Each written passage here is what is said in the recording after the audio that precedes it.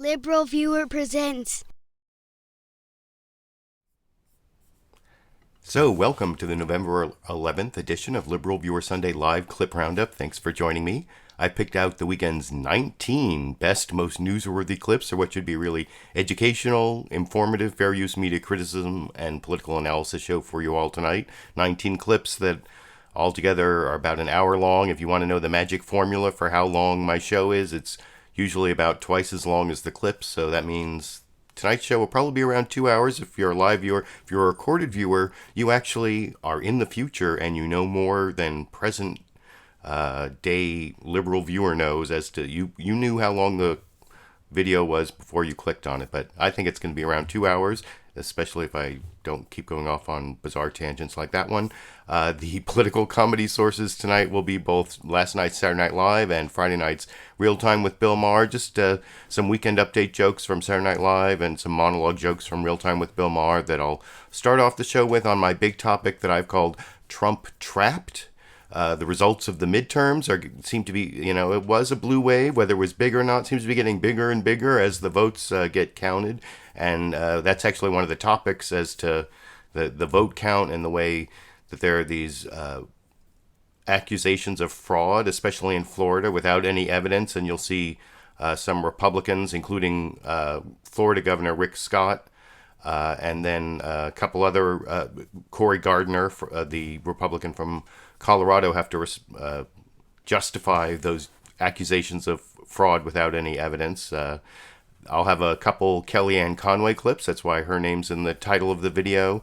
I'll be talking about Matthew Whitaker, the acting attorney general who was appointed. I'll be talking about Jim Acosta losing his press credentials after that crazy press conference. It'll all be covered in various parts of the 19 clips I'm going to be showing you.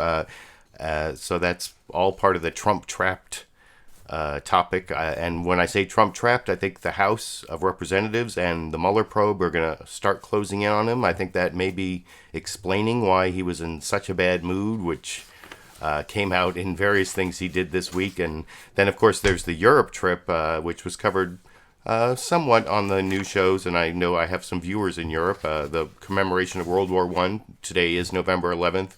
Veterans Day used to be Armistice Day.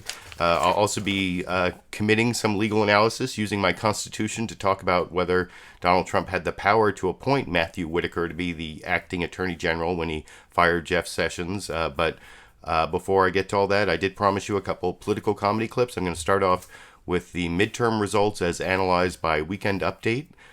Colin, Jost, and Michael Che. There's some pretty good jokes in here that I will discuss with you after we watch that 1 minute, 20-second clip together over here. Well, the midterm elections were on Tuesday, and like a scorned wife after a bitter divorce, the Democrats took back the House.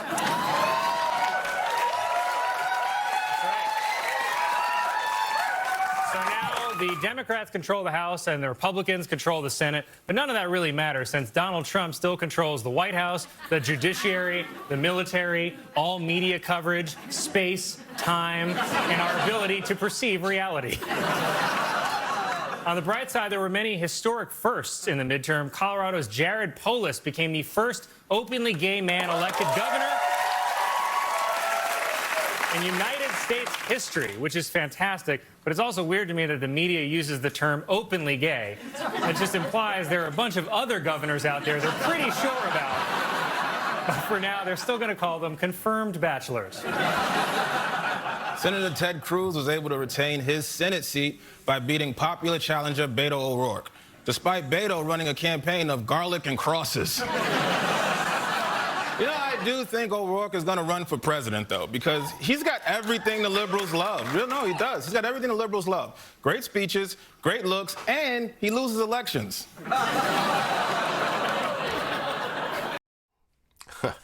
That was a little bit of a low blow. I don't know. Democrats can win elections. It's kind of stacked against them. I was talking about the big blue wave last week, and I think there really was a big blue wave, but it was kind of in a bathtub that's tilted in the direction of the Republicans so much that the big blue wave just sloshes a little over the edge of the tub, but by the end of the recounts and the contested races, it looks like the Democrats may end up picking up 40 seats, the most they picked up since Watergate, and you'll see some of this in the news coverage. By the way, I forgot to mention, you saw that there was a link in the frame I used for that last clip. That's because there's a link down in the video description to the sources of all my clips. There's also a link down there to my clip list where you can read my notes and try to follow along on what my 19 clips are about. You can usually figure out who's speaking in the clip and the general topic. They made fun of Ted Cruz being a vampire in the Saturday Night Live clip there, and I do have a clip of Ted Cruz along with Lindsey Graham and Nancy Pelosi all talking about immigration, which I think is immigration and executive orders, which is, I think, one of the ways that Trump is going to be lashing out now that he's trapped. Trump trapped, that's my topic. And by the way, did I say all the rest of my clips after the political comedy clips come from the big five corporate outlets of ABC, NBC, CBS, CNN, and Fox News, the so-called corporate media here in the United States? I don't know, I always say that for some reason, but I think actually the jokes were slightly better over on Bill Maher's program and in his monologue, covering basically the same ground, although he did Matthew Whitaker, and he talked about him being from Full Metal Jacket. He's talking about Vincent D'Onofrio, who I really like his character in Full Metal Jacket, and I guess he kind of looks like the new acting attorney general. And Vincent D'Onofrio, I thought, was also a great villain. It was in Daredevil, right? The Netflix streaming. Anyway, I'll talk about some other things in this Bill Maher monologue. In these Bill Maher monologue jokes, it's a little over 2 minutes from the monologue. You can watch the whole monologue on a free YouTube video on the Real Time with Bill Maher YouTube channel at a link I put in the video description. But here's the 2 minutes I picked out for you. Several good jokes that I will discuss with you after we watch it together over here. The downside with the election being over is that the lawn signs go away. And then you can't tell which one of your neighbors is an asshole.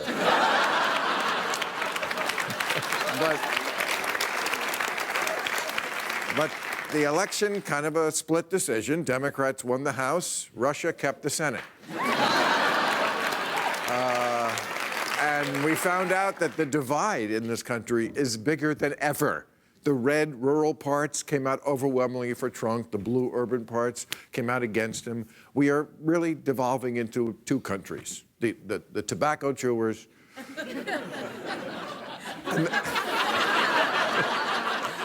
and the people who vape. That's America.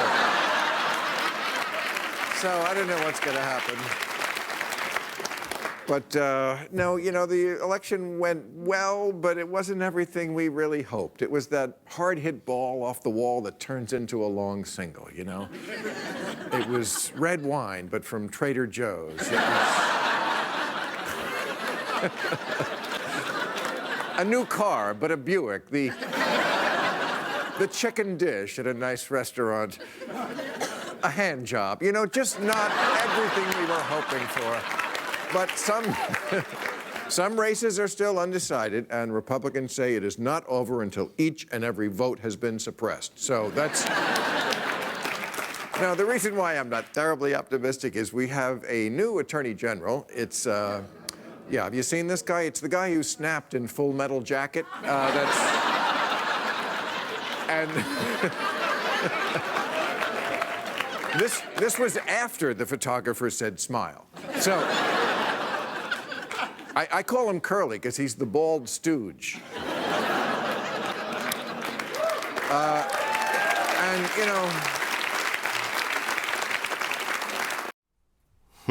The bald stooge. I don't know. Well, whether he's a stooge or not, that I guess will come out. But I will have several clips talking about whether appointing this so-called stooge was legal.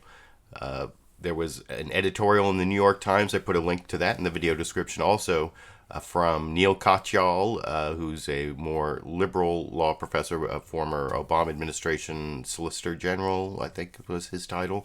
And then George Conway, a conservative constitutional lawyer and husband of Kellyanne Conway. They wrote this editorial saying the appointment of the acting attorney general was unconstitutional, which I happen to agree with. and that I'll have several clips on that coming up.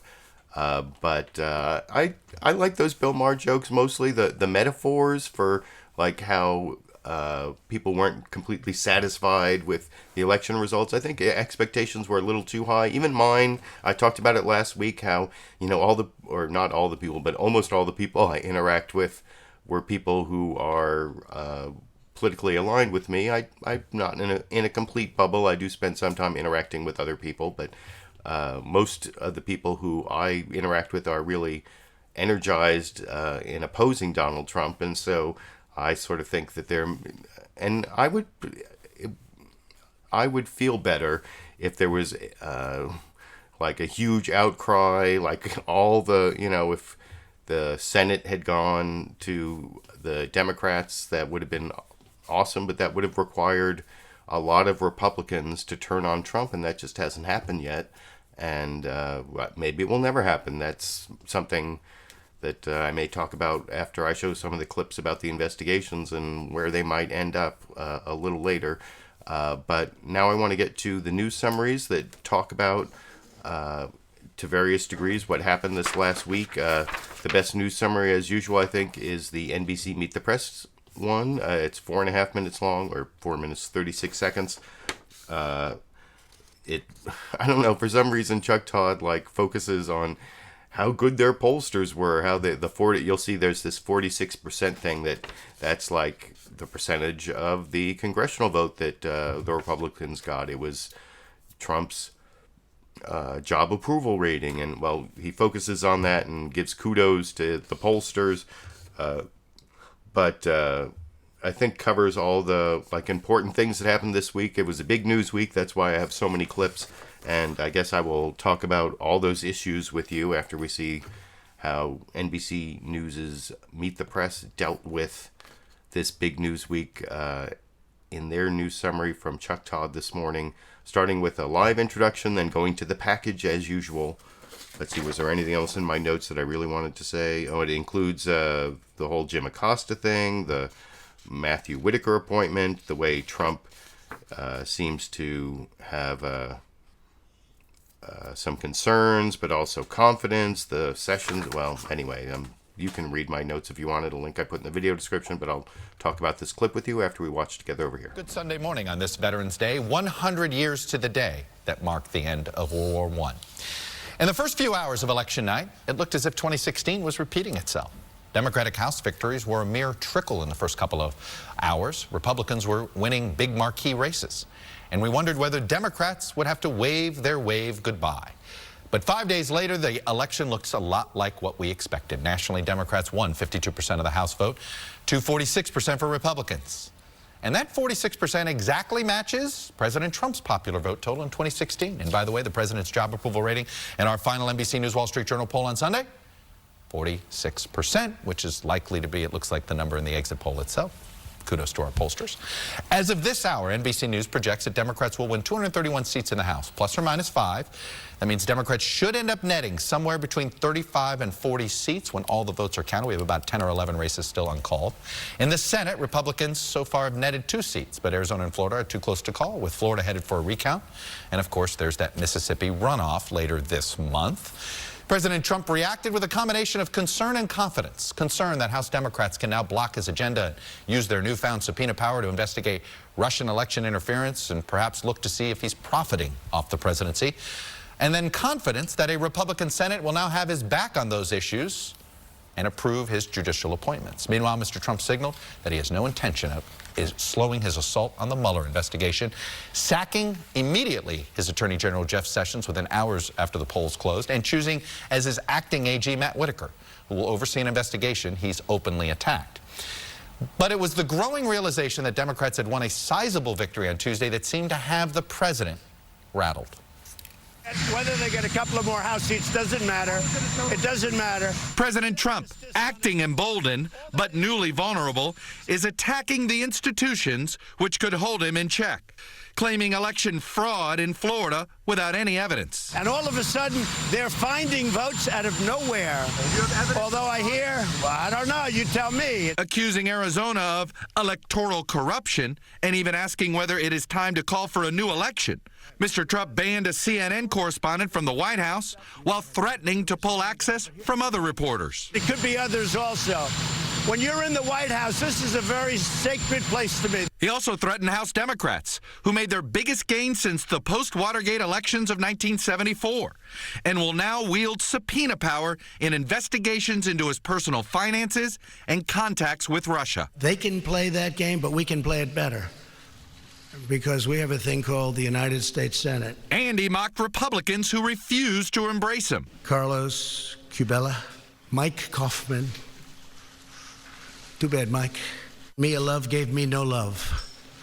And she lost. Most consequentially, less than 24 hours after polls closed, Mr. Trump fired his attorney general, replacing Jeff Sessions with loyalist Matt Whitaker, lashing out at reporters who asked if he wants his new acting attorney general to rein in Robert Mueller's Russia probe. What a stupid question that is.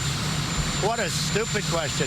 The president denied his relationship with Whitaker on Friday. I don't know Matt Whitaker. But just a month ago, Matt Whitaker's a great guy. I mean, I know Matt Whitaker. As a political pundit on TV, Whitaker has said Mr. Mueller's investigation could be turning into a witch hunt and floated ways to weaken it. I can see a scenario where Jeff Sessions is replaced with a recess appointment, and that attorney general doesn't fire Bob Mueller, but he just reduces his budget so low that his investigation grinds to almost a halt. Well, Mr. Whitaker crosses the line the moment he accepts the job and doesn't recuse himself.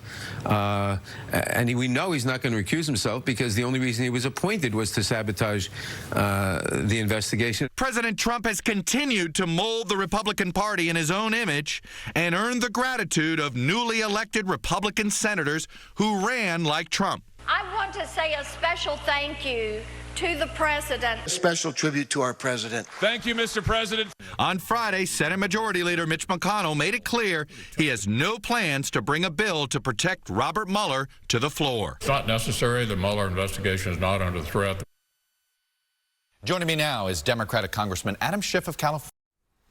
Oh, and I will have a good clip of Adam Schiff talking about what's coming up from the House Intelligence Committee, and that's actually, talking about how he thinks the House should handle this Matthew Whitaker appointment, and he even gives like a stern warning to Matthew Whitaker that he is going to be held to account.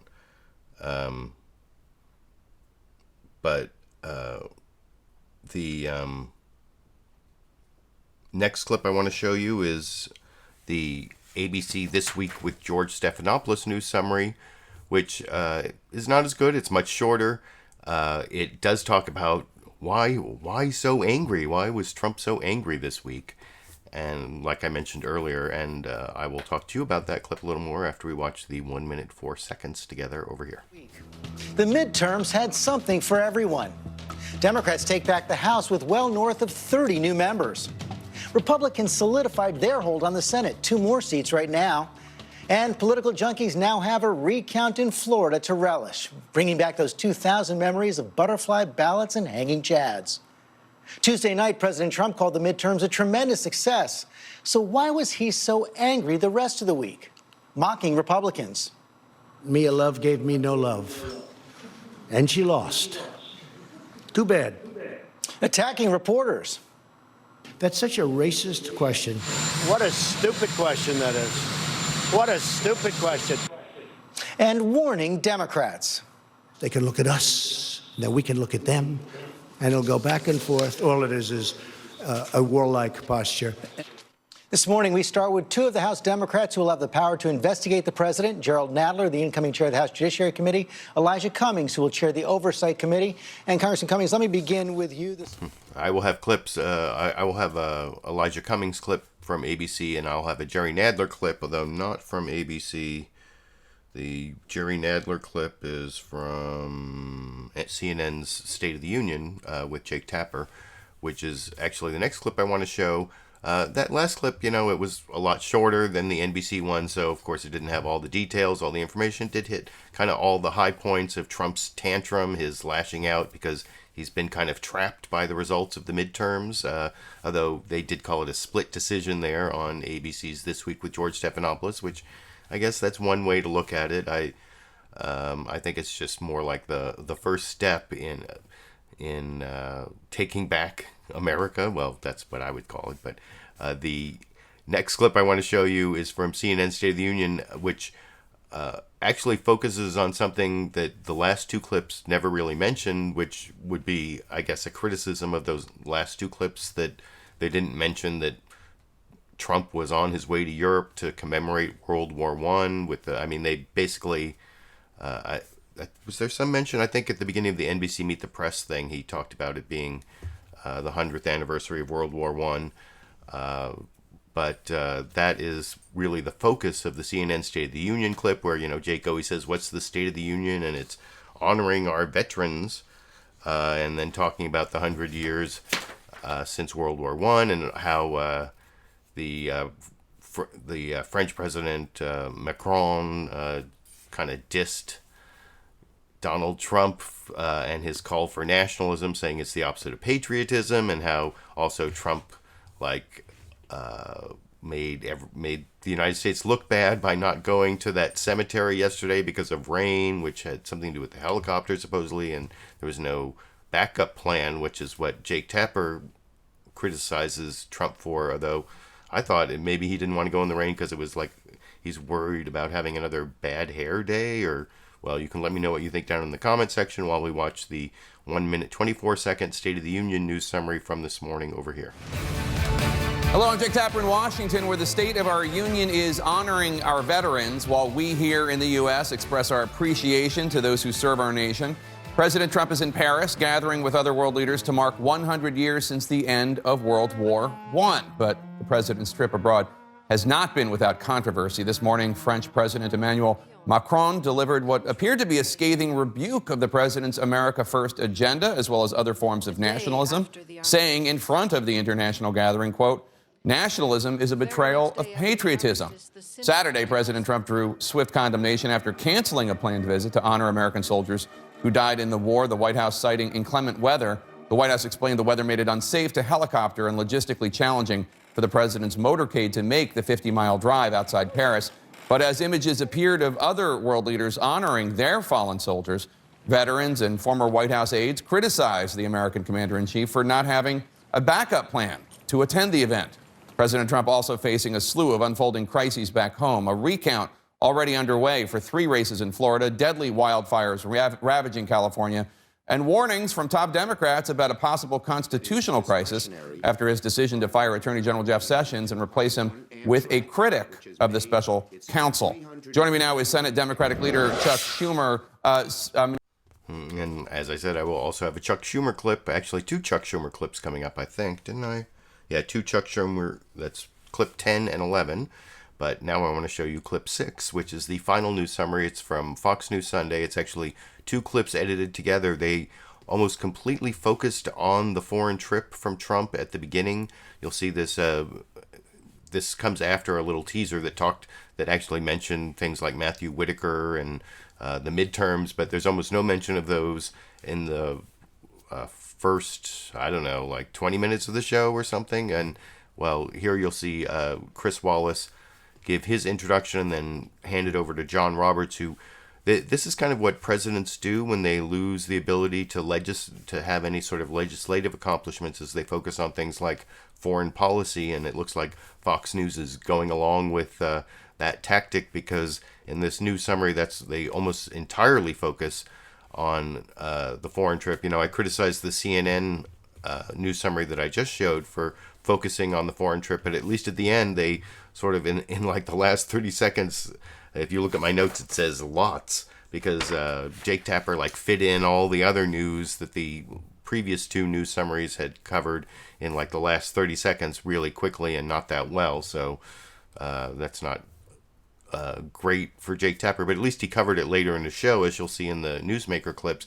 Here, Fox News Sunday, they didn't really cover any of that, but then I edited it together with a report from Phil Keating from Florida talking about the recount, and at least in that report, Phil Keating mentions that there is no evidence of fraud, even though Republicans are claiming voter fraud in Florida. And this is almost 5 minutes long because it's those two news summaries edited together. Chris Wallace intro to John Roberts with his report on the Trump Europe trip. No mention, of course, of the cancellation yesterday because of rain to the cemetery visit that didn't make it onto the Fox News summary for some reason, even though it was a pretty big deal. And then the edit to Phil Keating talking about Florida and the recount. I'll talk to you about it after we watch that 4-minute, 53-second clip together over here. And hello again from Fox News in Washington. President Trump is in Paris on this Veterans Day, marking 100 years since the end of World War I. The celebration of peace comes as the president faces new turmoil at home. Divided government on Capitol Hill, open hostilities with the press, and controversy over his appointment of acting Attorney General Matthew Whitaker. In a moment, we'll talk with White House counselor Kellyanne Conway. But first, John Roberts traveling with the president in Paris. President Trump began his day at the Arc de Triomphe in Paris, meeting with leaders who have gathered to commemorate the 100th anniversary of the armistice between the Allies and Germany. As he welcomed world leaders, French President Emmanuel Macron ripped the nationalism that President Trump has so proudly embraced in recent days. Patriotism is the exact opposite of nationalism. Nationalism is a betrayal of patriotism by saying, our interests first, who cares about the others? We erase what a nation holds dearest, what gives it life, what makes it great, and what is essential, its moral values. It was the second time Macron spoke out about President Trump's policies in the past week, earlier calling for a, quote, true European army. In a tweet, President Trump called that comment insulting, and it seemed to have cast a chill on the warm relationship the two have shared. Russian President Vladimir Putin was also on hand for the ceremonies, briefly shaking hands with President Trump. The U.S. nixed initial plans for a summit with Putin during the Paris visit, though the two will sit down for talks later this month at the G20 in Buenos Aires. Following his speech here at the Suresnes American Cemetery overlooking Paris, President Trump will head directly back to the United States. That means that he is going to skip the opening day of the Peace Forum, a 3-day global cooperation summit here in Paris that stands in sharp contrast to the president's America First policies. Chris? John Roberts had a beautiful situation there, reporting from just outside Paris. John, thank you. Well, Florida is once again the center of an election storm. The Florida Secretary of State has now ordered a recount in the governor's race between Andrew Gillum, Democratic mayor of Tallahassee, and former Republican Congressman Ron DeSantis. And there will be another recount in the Senate race between incumbent Democrat Bill Nelson and Republican Governor Rick Scott. Governor Scott will join us in a moment, but first, let's get the latest from Phil Keating in Lauderhill, Florida, site of the Broward County Board of Elections. Phil. Chris, in all 67 Florida counties, elections workers are now scanning 8 million ballots through the tabulators one more time with a Thursday 3 p.m. deadline for this second recount, or second count, rather. That is a daunting task, according to the supervisor of elections in Palm Beach County, who says it's impossible to meet.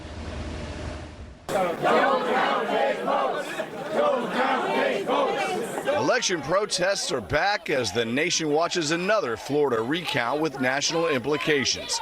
And this morning, the recount is underway. Almost immediately from Europe Saturday, President Trump lashed out at Democrats, tweeting, trying to steal 2 big elections in Florida. We are watching closely. 8 million Florida voters cast ballots, with both Republicans in the Senate and gubernatorial races ending up with leads, but not wins. Any race under 0.5% requires an automatic machine recount. On election night, both Scott and DeSantis declared victory, but the election wasn't done. Provisionals and mail-ins still had to be counted. That shrunk the Republicans' margins, leading the president and Scott to alleged fraud, with no evidence. We didn't win it tonight. Gillum, who conceded Tuesday night but has since made up enough ground to join Nelson for a recount, says it's called democracy. I am replacing my words of concession with an uncompromised and unapologetic call that we count every single vote. As it stands right now in the Senate race, the margin of difference between incumbent Bill Nelson and Rick Scott is a 0.15%. If it stays that way, under a quarter of a percentage point, we will then be headed to a hand recount. Chris? Phil, thank you. Joining us now. So, like I said, I thought that Phil Keating report was fairly good, especially since it said something that Fox News viewers need to know, that there is no actual evidence of voter fraud, despite Trump tweeting about it, and even Governor Rick Scott of Florida claiming there is fraud. And that is something that Chris Wallace, in his exclusive interview with Governor of Florida Rick Scott, actually asked him about. I say exclusive because that means Rick Scott wouldn't go on any of the non-Trump TV news programs.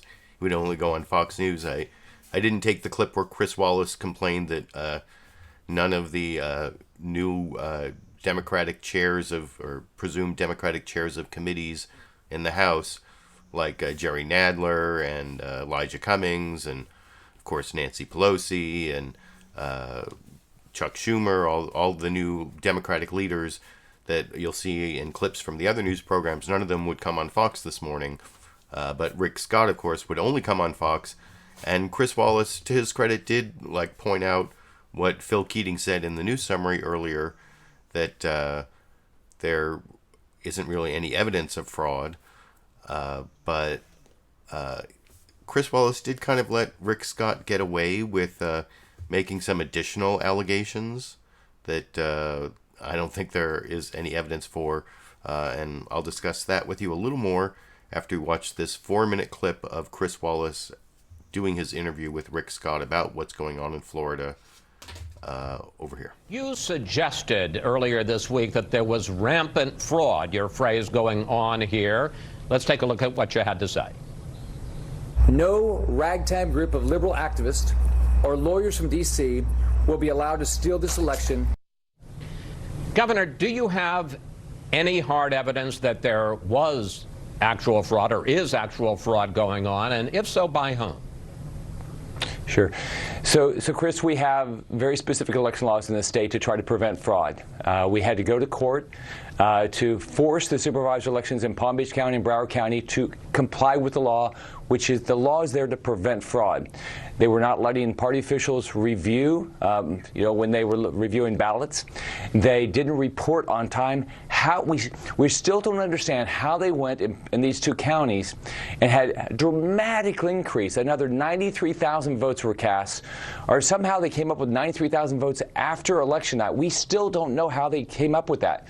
So we're trying to figure out exactly what happened. I've asked the Florida Department of Law Enforcement to go in and do an investigation to find out what happened here. But we clearly know the judges have already said they clearly violated the law. I agree with you. There were two decisions, one in Broward County and one in Palm Beach County, which both said that the election supervisors there did not comply with transparency in making information available. On the other hand, as you point out, you asked the Florida Department of Law Enforcement to investigate any accusations of wrongdoing, but the department says so far they've done nothing because they have no specific allegations of fraud. And the Secretary of State's office says the same thing. So certainly they were not as transparent as they should be, and that had to be remedied by the courts. But there are no allegations of fraud at this point. Well, first off, the laws are set up to stop fraud. That's what the laws are set up to do. And let's look at what happened yesterday. We know Senator Nelson's lawyer said that a non-citizen should have the right to vote. Senator Nelson has gone to court to say that fraudulent ballots that were not properly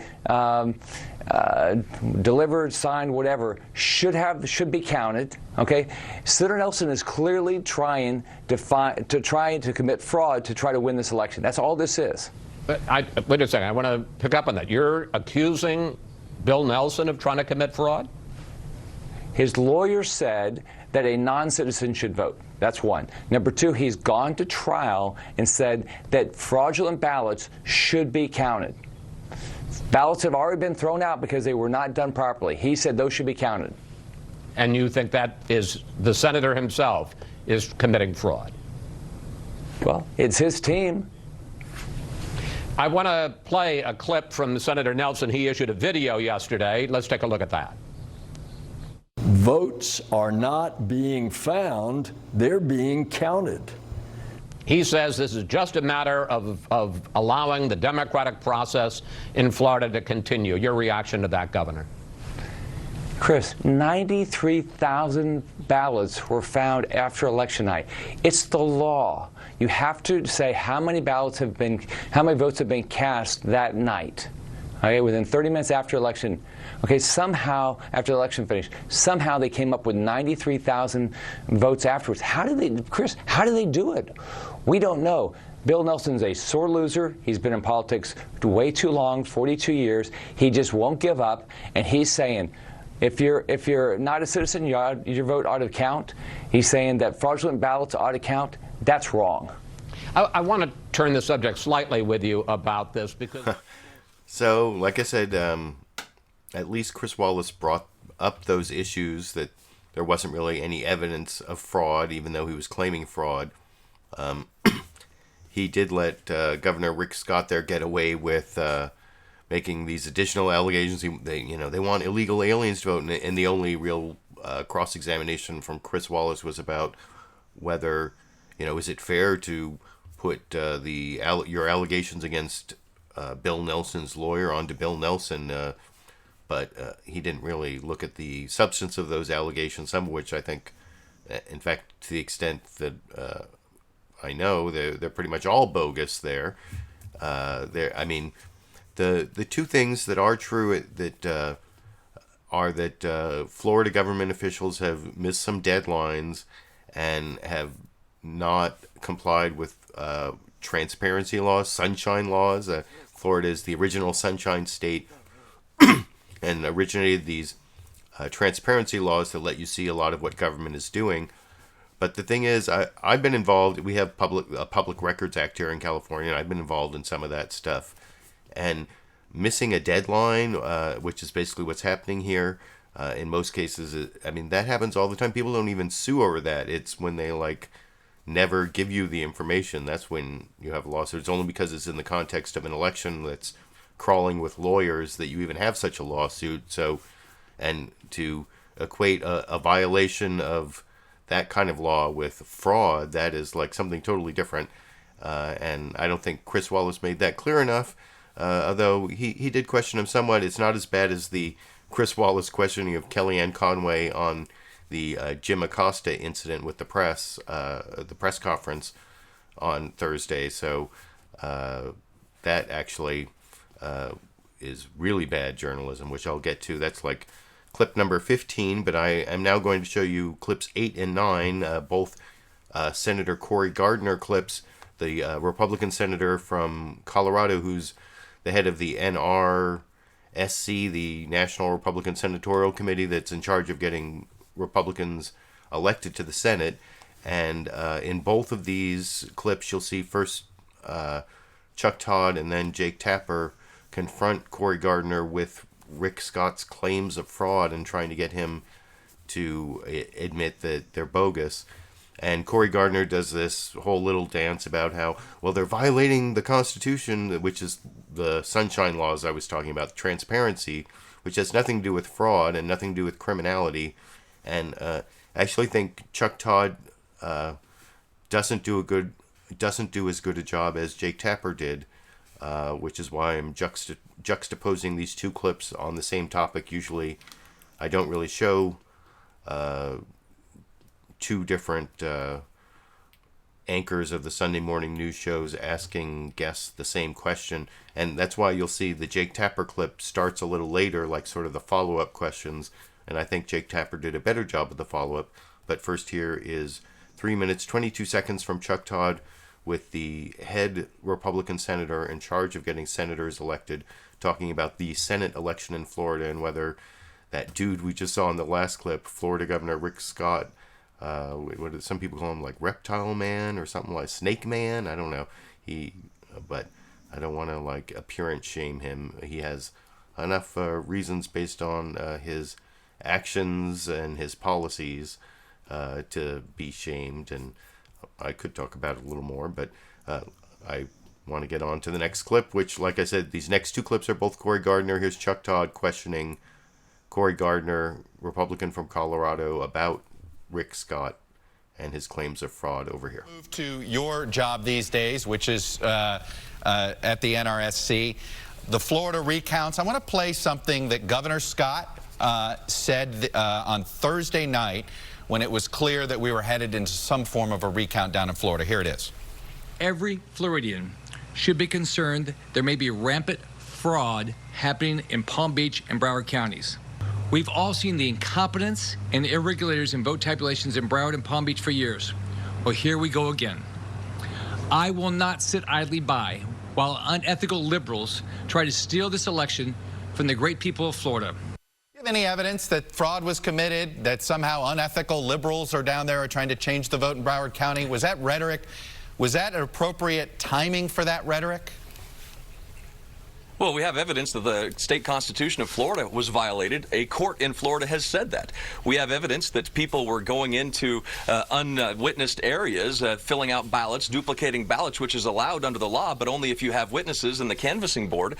We have officials, elections officials, who are disobeying court orders, or at least were disobeying court orders. So I understand Governor Scott's frustration that there are people who are breaking the law, violating the Constitution in Florida, in Broward County, in Palm. And so I think he's right to be upset. Now, what we have to do, though, is make sure that we are protecting the integrity of this election, that we count every vote, that we count every ballot, that we make sure the integrity of this election is as strong as it can be, and that we keep out those attempts by some to violate the Constitution. And where we have those...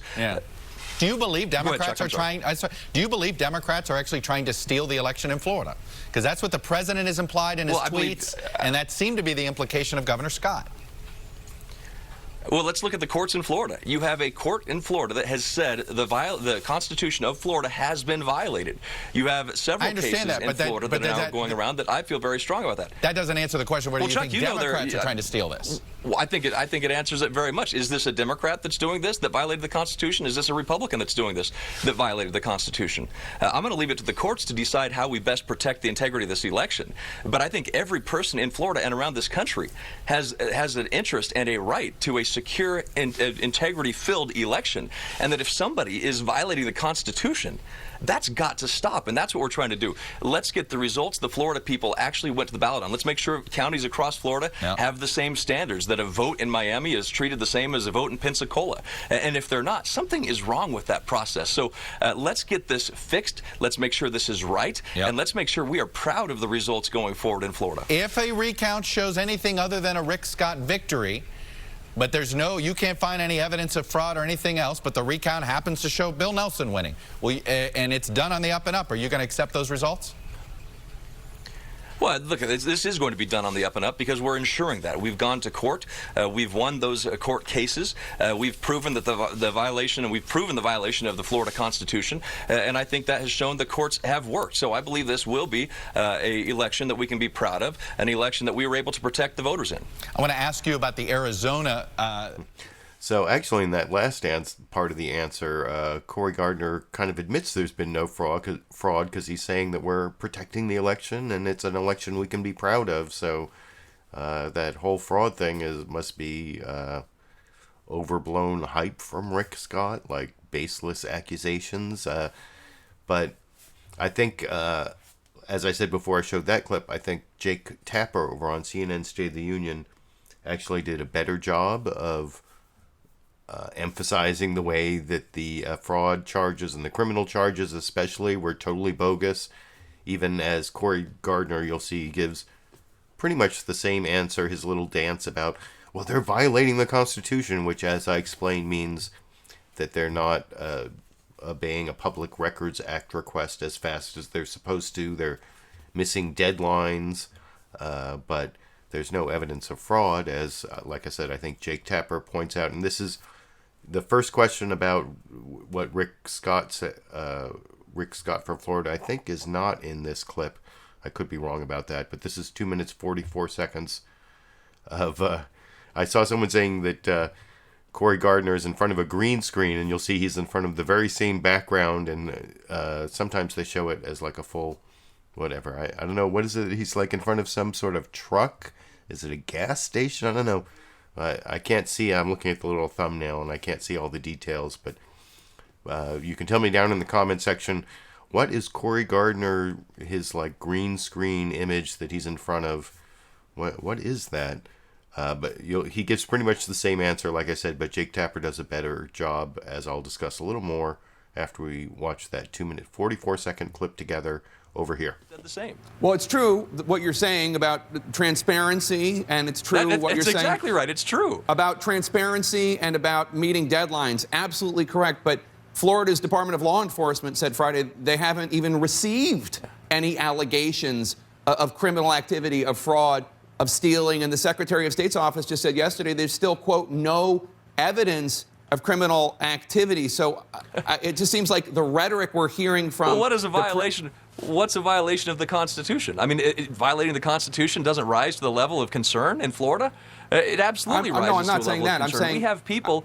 We have people who are actually duplicating ballots, which is allowed under law if you follow the law. But they're doing it without witnesses, without the canvas that they're supposed to. I mean, this is insane. You have election officials that weren't even following court orders yet. They weren't in compliance with court orders. And so I think this is a big problem. And what we're trying to do is make sure that we're protecting every single vote in Florida. We're protecting them from the fraud. We're protecting the integrity of these votes. Every vote should be counted, but by gosh, not let fraudulent or anti-constitutional behavior prevail. Well, this is what I'm taking issue with. There is a difference between all the things that you're taking issue with, which I mentioned to Senator Schumer in the previous interview, legitimate areas of concern about the behavior of election officials in Palm Beach County and in, more importantly, or more specifically, in Broward County. But there's a big difference between that and fraud and stealing and theft of an election. And you know, I've covered recounts before. I've covered recounts in Florida before. Typically, lawyers for the candidate who's ahead, they go in and use every legal maneuver they can to prevent votes from being counted. And I guess the question is, does the NRSC think that every single vote legally cast by Election Day should be counted? Is that an important principle for you? Every vote legally cast should be counted, and every vote legally cast should be counted the same, whether it's Miami or Pensacola. We shouldn't have standards that are different in Broward County or Palm County. We shouldn't have somebody who is actually defying the law or court orders. Now, this isn't a question of potato patata here. This is not what we're dealing with. This is the Constitution of Florida that has been violated, and a court that has said the same. And so I don't take this lightly. We need to make sure that we are protecting the integrity of the electorate in Florida, that every vote is counted, and to make sure that we protect this from fraud. And that's exactly what we're doing each and every day that we're in Florida with these court decisions and making sure that the law is applied equally across the state. The state, the Senate race in Arizona.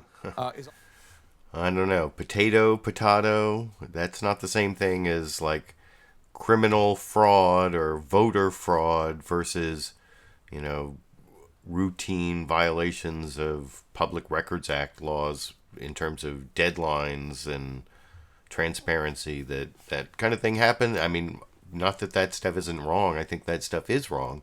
I'm a big believer in government transparency. Accountability and transparency, or I spend a lot of time on that. That's something I might talk about later. There's a big local issue with my local law enforcement coming up on December 4th.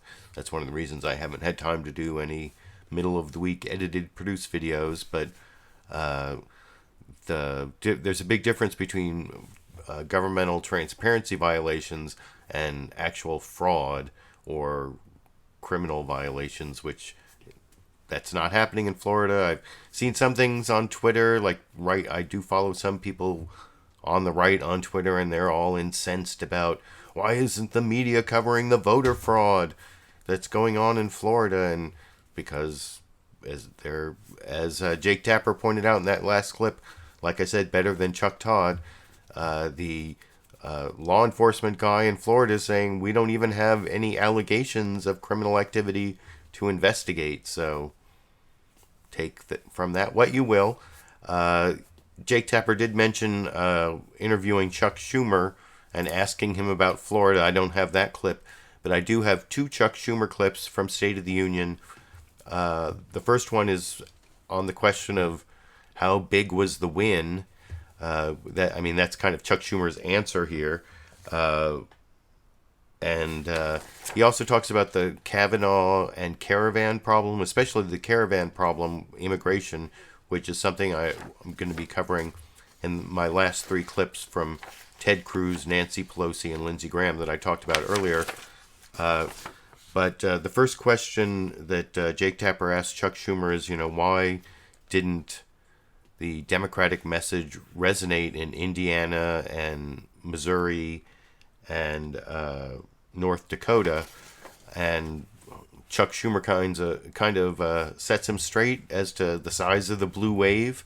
And I saw some argument about that amongst the live viewers earlier when I was talking about that. So here you can hear the Democratic minority leader in the Senate, Chuck Schumer himself, give the best Democratic talking points as to why it really was a big blue wave in the midterms this week, which I will discuss with you after we watch that clip together over here. Leader Schumer, Minority Leader Schumer, I want to start with Tuesday night's election.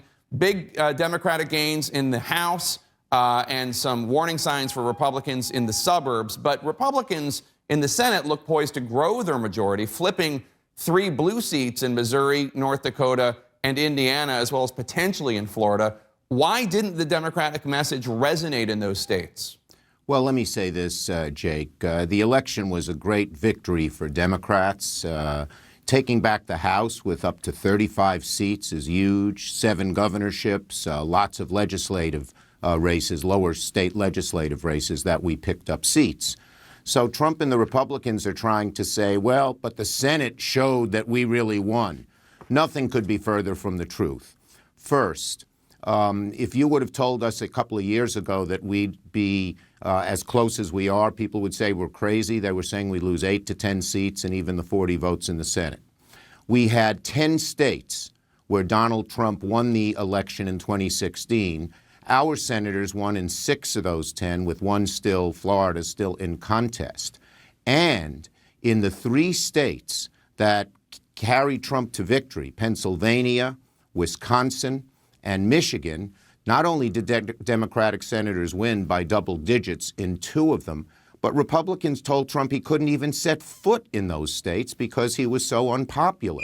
And so this is a great victory. For Donald Trump to claim because he won a Senate race in North Dakota or Indiana or Missouri, states he won by 19, 19, and 36%, that shows how weak. I'd be very worried if I were Donald Trump and the Republicans about the 2020 elections if all they can claim is they won in North Dakota. We greatly regret the loss of wonderful people, great senators like Heitkamp and Donnelly and McCaskill, but hardly a victory in those 3 states is any vindication for the rout of the Republicans. Well, with all due respect, sir, is it not true? I mean, I've talked to a number of Democrats in those states who say this is a warning sign for Democrats when it comes to the 2020 presidential election. Kavanaugh and the caravan, they say, those messages from Republicans, those messages from President Trump enabled people, even like Claire McCaskill, who ran a pretty flawless campaign, relatively speaking, in Missouri, to lose decisively. Do Democrats not have to come up with a better response when it comes to border security? And did you not get outplayed when it came to the Kavanaugh nomination, not just the fact that he's on the court, but also the fact of the politics of it? Well, the bottom line is, the Kavanaugh dispute, I think, helped us more than it hurt us. It's one of the reasons we won the House so decisively. It's one of the reasons we won governorships in so many other states, because suburban voters who are traditionally Republican came to our side. And if the coalition, the old Democratic coalition, can add suburban voters to it and continue to focus on issues like health care, which matter to working class Americans throughout the country, we're going to win. West Virginia, the state that Trump won by more votes than any other than Wyoming, Joe Manchin, despite President Trump's efforts, won, and he focused exclusively on health care. The issue of health care, of infrastructure and jobs will resonate in rural America, in suburban America, and in urban America. And the way it helped us in 2018, it's going to help us here. I think the president lost more votes because of the Kavanaugh issue than gained throughout the country. Let's talk about the Florida. And I hope Chuck Schumer's right. I think he's right. His analysis of the results of the midterms and even the results of what happened with Kavanaugh and the caravan, I agree with that analysis, but I'm a little worried it might be wishful thinking, because that I'm believing what I'm hoping is true, and when you believe what you hope is true and you're not sure, sometimes you doubt yourself. So you can let me know what you think down in the comment section, if what Chuck Schumer is saying about the repudiation of Donald Trump in the midterms and the repudiation of the Kavanaugh nomination even, and despite what happened in Indiana and Missouri and North Dakota, well, there's still a couple. It looks like the Republicans only have gained 1 or 2 seats in the Senate, and the map, like I said earlier, the map was really against the Democrats. There were many more senators up in states that Trump won 2 years ago, and kind of the opposite's going to be true in 2020. And the only real uphill battle Democrats will have to fight is if Republicans end up taking a lot of seats, and even if it goes up to 53, 4 seats. Some, as Chuck Schumer said in that last clip, some people thought that the Republicans might take 8 seats. The map was so bad back a couple years ago, and that would have been a really uphill battle for 2020. You want to have both the House in Democratic hands and the Senate in Democratic hands when President Oprah begins her term in January 2021, and then we can really get some things done, right? Aren't we trying to prepare the way for President Oprah? You let me know what you think down in the comment section. But now I'm going to switch the topics a little to what I promised, where I promised to commit legal analysis and use my Constitution. If you are one of the people who's gotten one of my ACLU Constitutions, you can get one of these if you contribute $10 per month as a patron on Patreon. There's a link to that down in the video description. Or even just a one-time contribution of $10 through the PayPal link down there. If you provide a shipping address in either case, I will send you this ACLU Constitution. If you already have one, I'm looking at page 16. It's, for those of you who have different constitutions, it's Article 2, Section 2, Clause 2, 22222, it's all twos, which is the Presidential Appointments Clause, and this is the question: can the Attorney General is a Senate-confirmed officer, a primary officer, and usually that person can only be replaced by someone who has also been Senate-confirmed according to the Vacancies Act. You'll see in this next clip Jake Tapper asking Chuck Schumer about a specific statute. It's, let me see, it's 5 U.S. Code Section 3345. I put a link down in the video description so you can read the full text of that statute. And then he also mentions this Supreme Court case from 1898, U.S. versus Eaton. I put a link to that in the video description. And I will discuss both those issues along with Article 2, Section 2, Clause 2 of the Constitution after we watch that 1 minute, 41-second clip from CNN State of the Union this morning over here.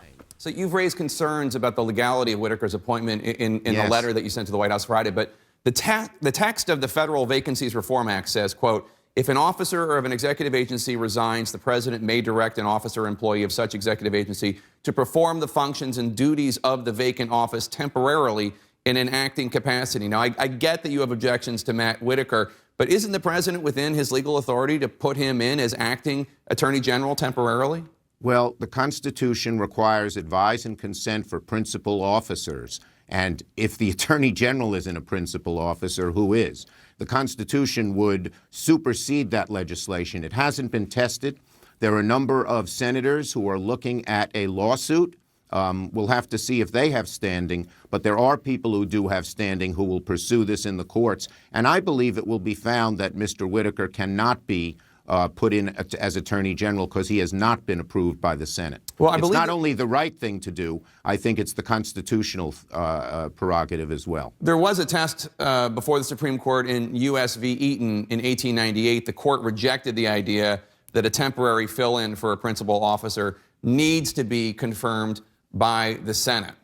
Yeah, well, I think in the case of Attorney General, it's different. And I think that the courts will side with us. If there was ever a principal officer, someone in charge of law enforcement, in charge of rule of law, who has responsibilities far beyond being a partisan, such as extreme partisan as Whitaker is, this is the instance. And I think the courts will rise to the occasion. Democrats are going to have new levers of power in January.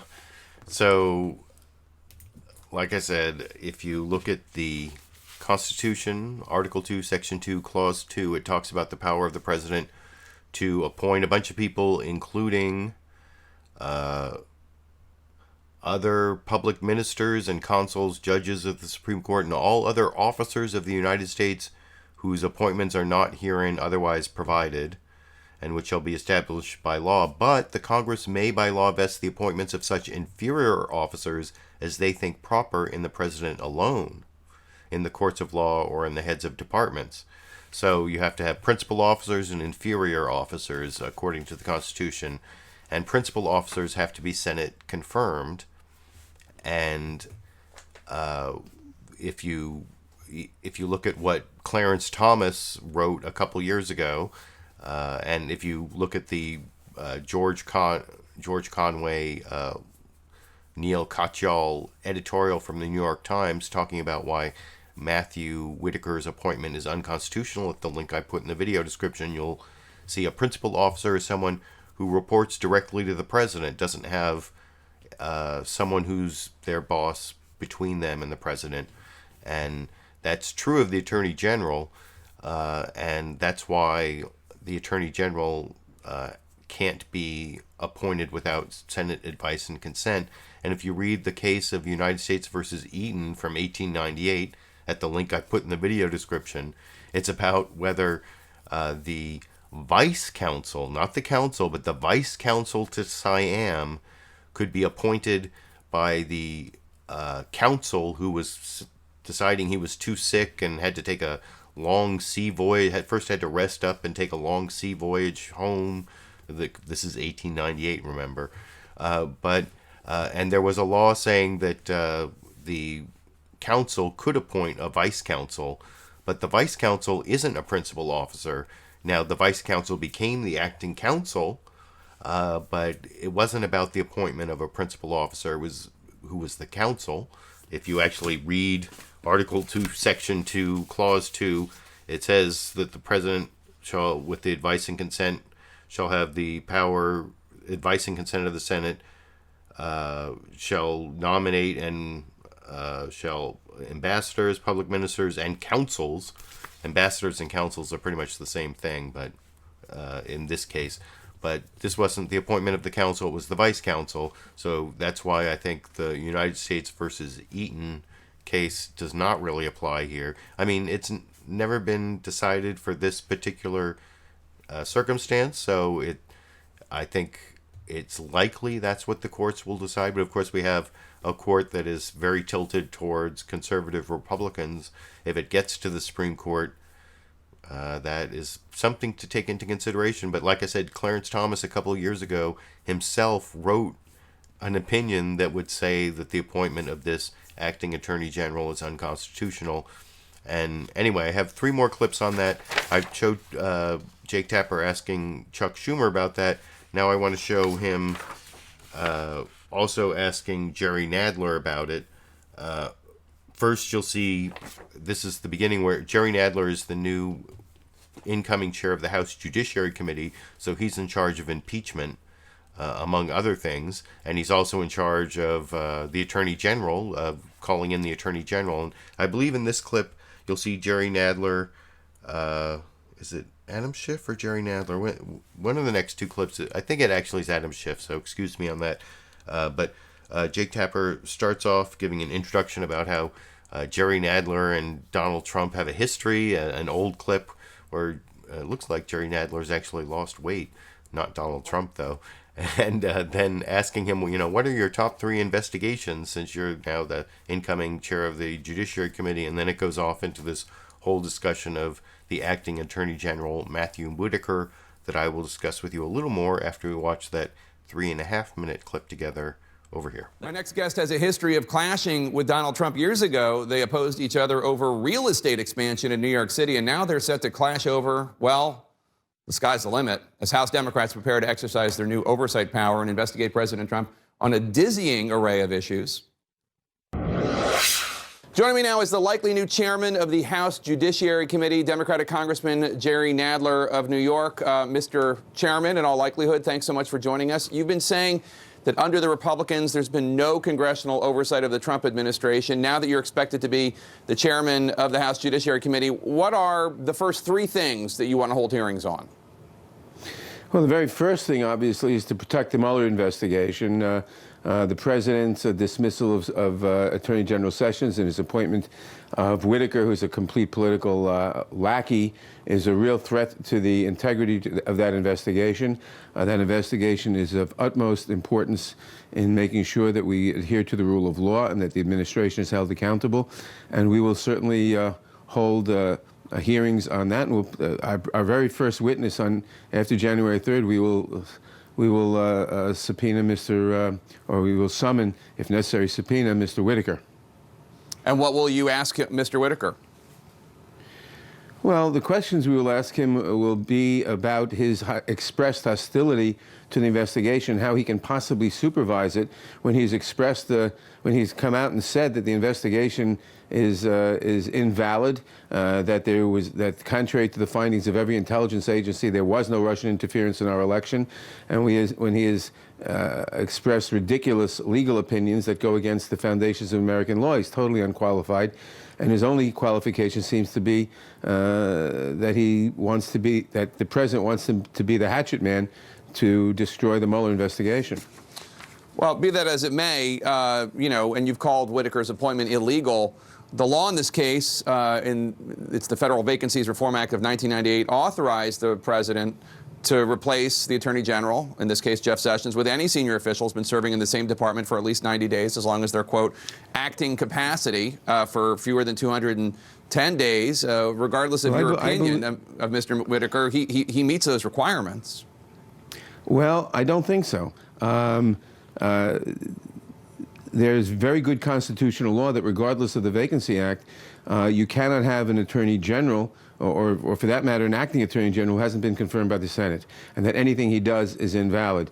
But that may very well be tested in court. But meanwhile, we have to ask the claimed Attorney General for assurances that he's not going to interfere with the investigation by Mueller, because the rule of law must be maintained. And no official can be above the rule of law, not the president, and that is key. You know, the Republicans in Congress have refused to have any checks to perform our constitutional duty of being a check and balance on the president. We will do that, and this is the first step in doing that. The president may think that he is above the law. He may think that he will not be held accountable, but he will be. Do you plan to take any action? The president may think he is above the law. He may think he's not going to be held accountable, but he will be. You will be, Donald Trump. You will be. Isn't that what Yoda says when Luke Skywalker says that he's not scared? You will be. You will be. You will be held accountable, Donald Trump. Maybe that's why, wrong way, that's why Donald Trump is feeling fear. No, actually, this book is actually more about how Donald Trump instills fear, but maybe he's feeling fear. That's because Trump is trapped. That is, you will be, Donald Trump. You will be trapped by Jerry Nadler. Do you think it's true? I don't know. Will the Democrats really hold him accountable? They only have one branch of government they can impeach, but impeachment is not removal, and if you look at your Constitution, removal requires the votes of 67 senators. That Mueller report is going to have to be quite something to get, it looks like there could be 51, 52, or 53 Republican senators. That leaves, so maybe 47, 48, or 49 Democrats. So to get to 67, they're going to need about 20 Republicans. Do you think the Mueller report is going to be enough to persuade 20 Republicans to remove Donald Trump from office? Maybe, if it's really bad, and they'd be better off with President Pence. Of course, if there's just a President Pence and there's no vice president, you know who is a heartbeat away from the presidency? Nancy Pelosi, first woman president, Nancy Pelosi. I talked about that like a year ago, how there's some odd, either if somehow both Trump and Pence were impeached and removed, which is a total fantasy, that would put Speaker Nancy Pelosi as the first female president, because, you know, the Speaker of the House is third in line after the Vice President. You know, Vice President is second, President is President. I guess you could say Speaker of the House is second in line after Vice President. Yeah, that's probably better. But I do have two more clips on the legality of the appointment of Matthew Whitaker as acting Attorney General. I think Jerry Nadler did a pretty good job of, in a very vague way, talking about how it's unconstitutional. And I already talked about why I think it's unconstitutional. And your Constitution, well, I just dropped my Constitution. So I will show you the next clip here, which is Chuck Todd asking basically these same questions. Let me get my clip list here, of Adam Schiff. And this is the one where Adam Schiff actually gives a warning to Matthew Whitaker. You know, if you talk to the president about doing stuff with the Mueller investigation, we are going to find out, and you are going to be held accountable. Not just Donald Trump. We will hold you accountable. This is Matthew Whitaker. We're going to hold you accountable. And Adam Schiff talks about this recusal letter that all the Democrats have signed. Anyway, there's a question in here also about a poll showing that more the people who voted are distrustful of the Mueller investigation. Then I think it's a good idea. It's like it's not that far apart. It's like 46 to 41, 46 to 42. But that's because Trump has all these supporters, and he spent all this time denigrating the Mueller. You know, it's a witch hunt. It's a witch hunt. How many times has he said it's a witch hunt? Well, I think it's had some effect on the polls. But anyway, here is Adam Schiff giving various really good answers about Matthew Whitaker as the acting Attorney General and the Mueller investigation. It's almost 5 minutes long, 4 minutes 57 seconds from NBC's Meet the Press that I will talk about with you after we watch together over here. About a letter that you guys are releasing this morning, and I say you guys meaning the leadership of the House, the Senate, key committee chairs. You're a signer of this letter, asking the Justice Department's Ethics Office to carefully review the current acting Attorney General Matt Whitaker's statements and comments, and essentially trying to see if they are advising him to recuse, and if so, are they going to inform Congress of that? What more can you tell me about this letter? Well, it's signed by all of our leadership, House and Senate, myself included, to demand that we find out, did they give an ethics opinion? Has one been sought on recusal? It seems to me the facts for recusal are very strong here. This is someone who's made repeated and prejudicial comments against the investigation. It's someone who has made false statements about it, claiming that the Russians really had no impact on our election. It's someone who has a relationship with one of the important witnesses in the investigation. And I want to say this. If Mr. Whitaker does not recuse himself... He's not legally required to, even if the Ethics Office says he should, correct? I don't know whether he's legally required to. But here's the thing. We have every right to expect all of the employees of the Justice Department to follow the ethics rules, and that means especially the Attorney General. But, I want to make this very clear. If he doesn't recuse himself, if he has any involvement whatsoever in this Russia probe, we are going to find out whether he made commitments to the president about the probe, whether he is serving as a back channel to the president or his lawyers about the probe, whether he's doing anything to interfere with the probe. Mr. Whitaker needs to understand that he will be called to answer, and any role that he plays will be exposed to the public. We don't want there to be any ambiguity about that. Are you convinced that he's constitutionally eligible to hold the position? I'm not convinced at all. There are serious constitutional arguments that as a principal officer, he cannot be appointed to this position. I think that's certainly the right policy answer, also maybe the answer demanded by the Constitution. I'm curious what you thought of voter reaction to the Mueller probe. Our exit poll, we asked about them, their feelings on the Mueller investigation. 46% disapprove. That is a very familiar number to our viewers right now. 46% is the president's job rating, the number of the Republican vote. So I think we know what that core vote is. But only 41% approved of the Mueller investigation. Does political opinion, how much should it impact what you do in the Democratic Congress these days? Well, you know, public opinion always affects us in one degree or another, but I will say this, having watched Mueller's ratings over time, the one thing that we see is around the time he produces indictments, around the time that he produces convictions, the support for his investigation goes up. The longer the lapse between indictments, the more his ratings go down. So what we're seeing now, I think, is merely the lull, because in the period leading up to the midterms, he properly took no action. But I think when he issues his report, or if there are further indictments, you will see public confidence in his work once again rise. There is, I know you probably want to get the House Intelligence Committee's investigation back on track after your after the uneasy relationship between you and who will be now the ranking member, Devin Nunes. But I've heard a lot of investigations that Democrats want to do. You talked about in another interview that's going to air tonight about investigating the president's, what was he doing with Amazon and the Postal Service. The incoming House Judiciary Committee chairman was caught on the Acela talking about how to investigate the Kavanaugh issue. Obviously, the Mueller probe is going to be a part of this. How do you prioritize what to investigate, and at what point do you do too much investigating? Yeah. Well, this is going to be very important, not just in terms of which investigations ought to go forward, which ought to go forward first, but also our strongest purpose here is to put forward a positive agenda. We don't want that lost in a flurry of investigations. You are worried that there's so much talk about investigations that actually the idea of dealing with pre-existing conditions is getting lost? Well, we have to make sure it doesn't get lost. You know, that's really the first priority for us. It's the reason people voted to put us in the majority, is to put forward a positive agenda. And, you know, let's face it, the investigations are sexy. They're interesting. You bring witnesses before the Klieg lights, people tune in. The legislative process is less so. It's much less dramatic.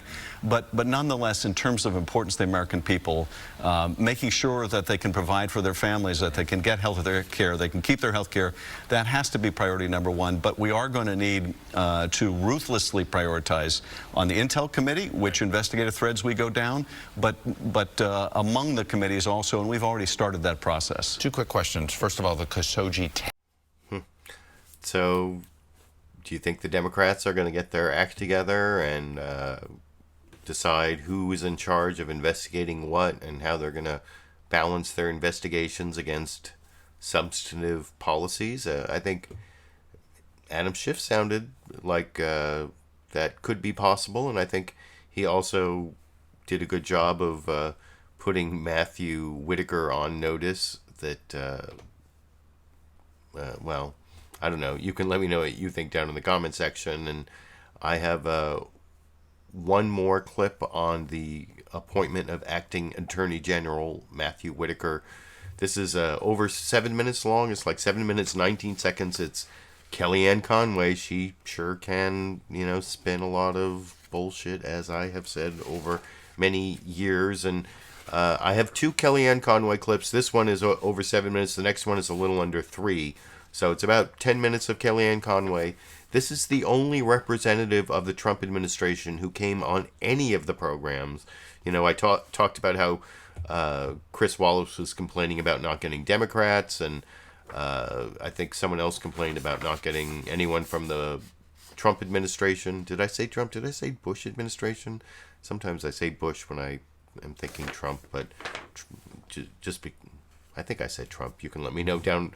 I guess I'll find out when I go back, if I go back. But anyway, the only person from the Trump administration, the only person authorized to speak for President Donald Trump who came on any of these shows this morning was Kellyanne Conway. And she also had a special issue to address, which was her husband, George Conway, co-authoring that article that I put a link down to in the video description, saying the appointment of Matthew Whitaker as acting attorney general is unconstitutional, which I happen to agree with. I already described that. And you'll see that she does talk about that in the end of this clip. I've edited I actually took like a minute out of this, or it'd be like 8.5 minutes. Now it's like 7 minutes, 19 seconds. And it starts off with a good question from George Stephanopoulos about how Trump now says he doesn't know Matthew Whitaker, but earlier, not that much, just a few weeks ago, he was saying he does know Matthew Whitaker. And she does this dodge about how, well, he doesn't know him like an old friend, but he knows him. And that seems to be like, that's going to be quite an issue if, like Jerry Nadler said in that earlier clip, they call Matthew Whitaker to a committee and ask him questions. And one of the questions they're going to ask him, of course, is how much did he discuss the Mueller investigation with Donald Trump? And there are two really, really important weasel words somewhere about a minute or 2 minutes into this 7-minute and 19-second Kellyanne Conway clip. Listen for the two words, at length. They're like added to an answer, and they're total weasel words that can mean almost anything. That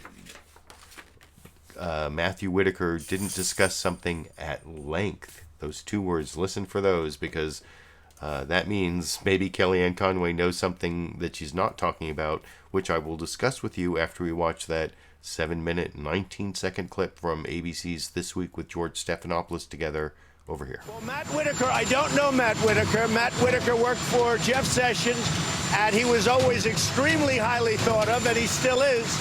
But I didn't know Matt Whitaker. I don't know Matt Whitaker. Matt Whitaker has a great reputation, and that's what I wanted. In all fairness to Matt Whitaker, who, again, I didn't know, okay? Other than through reputation. Matt Whitaker is a highly respected man, but I didn't know Matt Whitaker. That was the president on Friday talking about his pick for acting Attorney General Matt Whitaker. We're joined now by the president's counselor, Kellyanne Conway. Welcome back to This Week, Kellyanne. So we saw what the president said on Friday, which, raised a lot of eyebrows because of what the president had said earlier this month. Just want to show everybody. I can tell you Matt Whitaker is a great guy. I mean, I know Matt Whitaker. So why did the president change his story? The president is saying he didn't know him before, meaning he's not slotting in just an old friend of his. He's actually elevating. He said, I don't know twice just in the clip we just showed. But what he means is, and I talked to him just this morning, he called me from Paris about this to say he's got 100% confidence behind Matt Whitaker. The Deputy Attorney General has called Matt Whitaker a superb choice. Says, quote, he knows the department, he knows the work. That's important because Mr. Rosenstein has been overseeing the Mueller investigation, and he's still in place as the number 2 at Justice. What the president means is he's not slotting in somebody that's an old friend or somebody he thinks that he's discussed the Mueller investigation with at length. There's actually no evidence to me that Mr. Whitaker knows anything about the ongoing Mueller investigation. He's been the chief of staff to the recused Attorney General for 13 months. But the president wanted to have a continuum.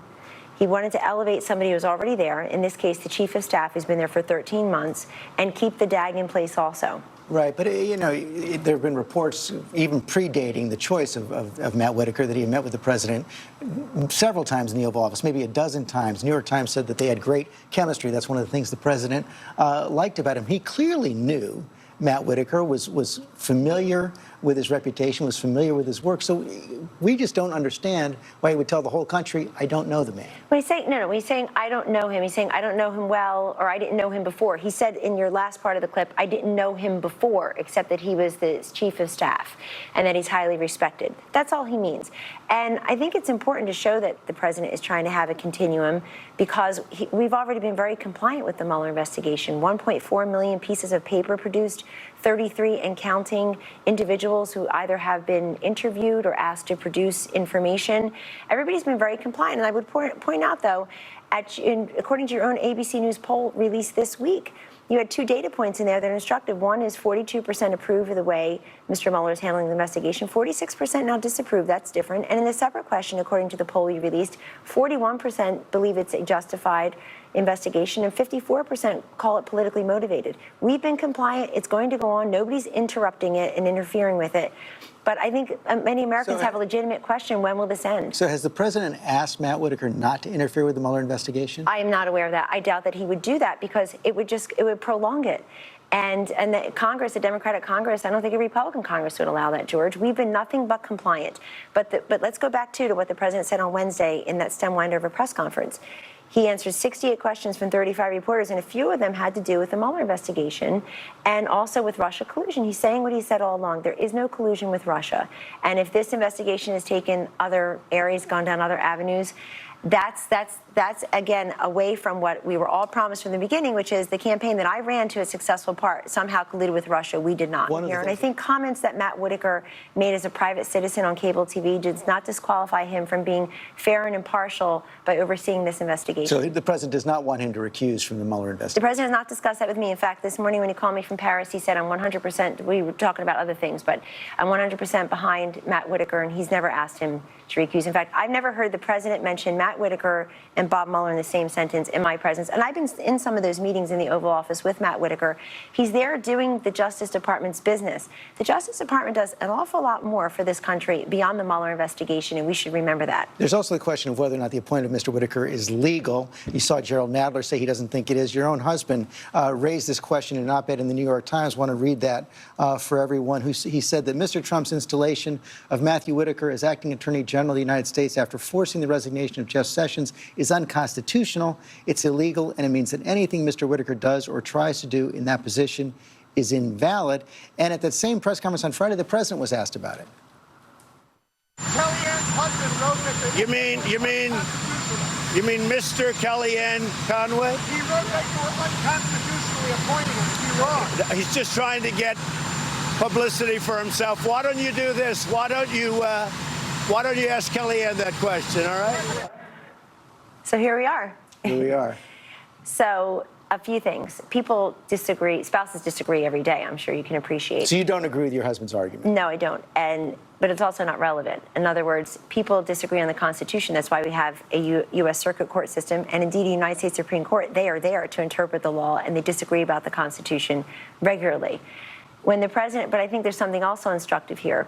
The president's lawyers apparently have told him that it's constitutional. There's a statute from 1998, obviously, the vacancies statute. There is a DOJ opinion from 2003. And there's also, I think, as they said, Supreme Court precedent. But more to this point, the journalist asking the president of the United States the question referred to him as Kellyanne's husband.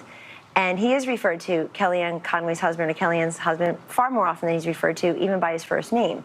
So the president makes that Mr. Kellyanne Conway. Which is, I'm sure the feminists are very proud of me, George, that I'm an independent thinker who has a strong, powerful position in the United States government, counselor to the president. I offer my advice and opinion to the president in private. I don't need to put on the op-ed pages of any. And by the way, none of this will be litigated in newspapers or on TV. Isn't that hard for you? Listen, you say your spouses disagree all the time. That's exactly right. My wife is a comedian. We basically stay in our own lanes. I stay out of comedy. She stays out of politics. Isn't it hard for you to have your husband writing an op-ed like that, disagreeing with the president? I will tell you this. It is what the president, when the president says, Mr. Kellyanne Conway, and asks Kellyanne, the president's never worried how it affects him. He's always worried about how it affects me. And I really appreciate that from my boss, from the president. He is really great to the women who work for him. And he also was pointing out that my husband's known as me. I'll keep the rest of the question private. I don't think it's nice, and I think people questioning publicly aspects of our marriage and the rest of our life is very inappropriate because I stay out of other people's lives. But on this one, I think what people write is rational people, reasonable people disagree about the Constitution every single day. And I choose, because I'm in a position to do so, to give my advice and opinion to the president privately. So that whole last part, I talked about the whole at length thing before I showed the clip, but that whole last part where there was a lot of razzle-dazzle there where she like talked about what a great boss Trump is and how great it is for women to work for him. And what George Stephanopoulos never really asked is, Trump really attacked her husband, said he was like a publicity hound. Where was the question about how do you feel that Trump is attacking your husband as a publicity hound? That was, that he's just looking for publicity, and ask Mr. Kellyanne Conway, or that was like kind of derisive. And Kellyanne had this whole answer. You heard her answer was all like set to answer the question about Trump attacking her husband, and no one ever really asked her about that. But actually, Chris Wallace over on Fox News Sunday asked pretty much the same questions and got pretty much the same answers from Kellyanne Conway. And I'm not going to make you suffer through her answering the same thing, giving that whole same answer about Mr. Kellyanne Conway again on Fox News Sunday. That she went on two shows. She went on ABC and then Fox News Sunday. But I did have this slightly under 3-minute clip of Kellyanne Conway that I had to show you because it shows how even Chris Wallace is quite the Trump sycophant, or I don't know, that Fox News is Trump TV, and almost all the opinions there are tilted in the Trump direction. This is Chris Wallace asking Kellyanne Conway about the Jim Acosta incident.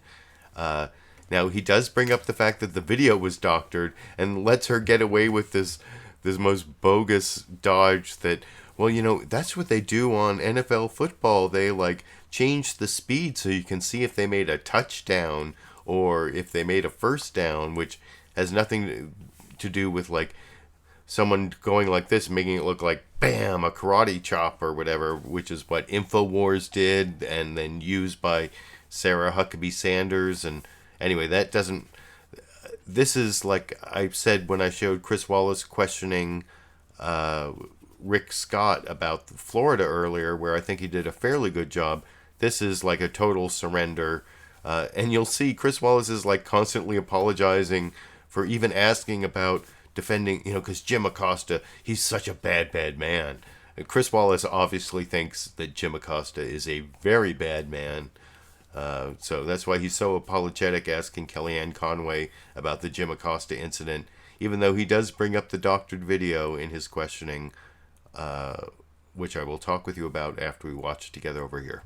They say they're going to do both. You brought up the press conference. This brings me to my final subject, which is the now infamous confrontation with Jim Acosta at that news conference. As you know, I have been very critical of Acosta's behavior myself, but I want to ask you about two responses by the White House. First, to tweet a video that was clearly altered to make it look like it was more of a physical confrontation than it really was, although I do think it was inappropriate. And second, to pull Acosta's pass to get into the White House and to threaten to do that to other reporters. Well, Chris, first of all, what do you mean by edited, or as others are saying, quote, doctored video? He either put his hands on her and grabbed the mic back, or he did not, and he clearly did. No, he clearly did, but the video was altered, and there are experts who have looked at it to make it speed it up to make it look, pardon? Oh, well, that's not altered. That's sped up. They do it all the time in sports to see if there's actually a first down or a touchdown. So I have to disagree with the, I think, overwrought description of this video being doctored as if we put somebody else's arm in there. He should have apologized to that young aide, and as far as I know, he has not. I'm much more interested in the work of Alex Acosta than Jim Acosta. He's the Secretary of Labor doing a tremendous job for this country. But what the president said on Friday is instructive. You have to show respect to the White House, to the presidency, certainly to the president. And I think what Acosta did was very unfair to the rest of the press corps. There are many people who wanted to ask questions. That occurred at the beginning of the press conference. Because we really are over time already. If the president, you say show respect, if a reporter writes a story that the president doesn't like, if a reporter asks a question the president doesn't like, are you now saying that it's fair to pull their pass and prevent them from getting access to the White House? Because that strikes at the heart of freedom of the press. Chris, if what you just described were the standard, we would have cleaned out the entire building 2 years ago. He gets a lot of unfair treatment by the press, but no, it's the disrespect at that moment in that incident. And I'm going to disagree with you. As a woman who's had people put her hands on me thinking they have a right to get into my personal space, I'm currently deciding whether or not to press charges on an incident that happened within the last month, in fact. I don't like him pulling that mic back and doing on her arm, it looked like a karate chop almost. She's a young age, is doing her job, and if you play the full clip for your audience, you will see the president had already answered his questions, and he was moving on to the next questioner from NBC who was already standing ready to pose that question, and he wanted to move on to give other outlets an opportunity to ask their questions. I agree with that. As a reporter who has sometimes been in that press room waiting, you always want to get your question. Kellyanne, thank you. Thanks for your time this weekend answering our questions. Always good to talk with you. My pleasure. Up next. It was her pleasure because Chris Wallace, he went sort of through the motions of asking follow-up questions, but he was very apologetic. He was very agreeable with a lot of her conclusions about Jim Acosta being a very bad man, like I said. And, that answer was bogus. I explained why pretty much before I showed it. You can let me know what you think down in the comment section. I have one more clip on the new investigative power of Democrats before I move to these last 3 clips about immigration, although actually the next 4 clips are two Democratic leaders and then 2 Republicans from the Senate who are kind of Lindsey Graham and Ted Cruz are both kind of leaders, I guess. But first I have Elijah Cummings from the House and then Nancy Pelosi, the presumed Speaker of the House. Elijah Cummings will be the new head of the, which committee is he? Is it the, Elijah Cummings, I'm trying to think. Which committee is Elijah Cummings going to be? It's not Ways and Means, or is it Ways and Means? He might be the new chair of Ways and Means. I might have that wrong, but I think it's in this introduction from ABC's This Week with George Stephanopoulos, where he talks about investigating emoluments, the violations of the emoluments clause in the FBI building, and basically whether Donald Trump is using his office for personal gain, and whether the whole Amazon post office thing comes up in this clip as well. This is a little under 3.5 minutes from ABC's This Week with George Stephanopoulos, before I get to the final 3 clips from CBS having to do with immigration and executive orders and ways that Trump may lash out now that he's trapped. But this is Elijah Cummings from the House of Representatives talking about ways that he might trap Donald Trump with his new congressional powers after the Democrats take over the House of Representatives in January, which I will discuss with you after we watch that clip together over here. When you're in the minority, as a Democrat over the last couple of years, you've written a lot of letters talking about the need for oversight of the president, whether he's in violation of the emoluments clause, other cabinet officials. Are those on the table as well? Definitely. We definitely want to look at the emolument clause possible violations. I think there are probably many of them. We want to look at things like the FBI building fiasco, where the president injected himself into that debate as to where it would be located, we think, for his benefit. We got to figure out, when is he acting on behalf of the American people in a lot of his decisions, or is he acting on his own behalf? But there's something else that we've got to do. The president has 2 years left in his term. He spent almost his entire campaign talking about our infrastructure. We have to sit down. He says he claims he wants to work with us. We need to sit down and address the issue of infrastructure. We've got bridges and roads that need to be repaired, and we got to do that, and we can do that. Your colleague Adam Schiff said he also wants to look into the idea of Amazon, where the president tried to retaliate against Amazon because Jeff Bezos, the owner, owns the Washington Post, and involving the Postal Service there. Also, whether he interfered in the merger, in the Time Warner merger, as a way to retaliate against CNN. Is that on the table? Yeah, we may want to look into that. Keep in mind that the president has constantly been messing with our postal system. I don't know. It seems as if he wants to privatize it. And we have legislation right now, George, that will cure that. We just got to put it on the floor. when, with the Democrats in control, we can get that postal bill on the floor and save our postal system. And those are the kind of things that I want to do. Not only I'm going to look at Trump, President Trump, but more importantly, I'm going to try to work with our Republican friends to do things for the American people. They're tired of us not doing things. On that question of working with Republicans, are you willing to go back to the days where the subpoena power on the Oversight Committee and other committees was a shared responsibility with the minority? I'm going to share it to a certain degree. I see subpoenas as really a method of last resort. As a lawyer, I know the power of a subpoena. Once you send somebody a subpoena, they've got to get a lawyer, and it's a lot there. So what I'm going to try, I'm hoping that we'll have consultation with the Republicans where we can agree.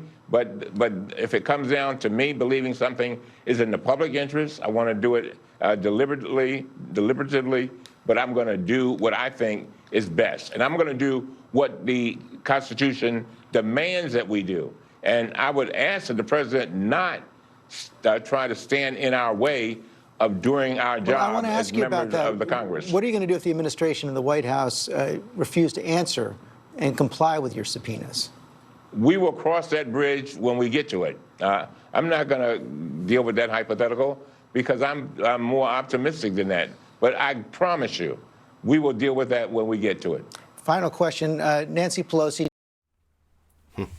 I won't get to that Nancy Pelosi question, although actually the next clip I'm going to show you is Nancy Pelosi. But by the way, Elijah Cummings, he is the incoming chair of the House Oversight and Government Reform Committee, which you may remember was the committee under the Republicans that did all those one of the committees that did Benghazi hearings, but the main committee that was involved in Benghazi and has a lot of powers to do oversight, of course, because that is their main role, oversight of various things. And Elijah Cummings explained that to you, and I think maybe he is one of the Democrats who will be making Donald Trump feel more trapped now that the Democrats have one of the branches, or one of the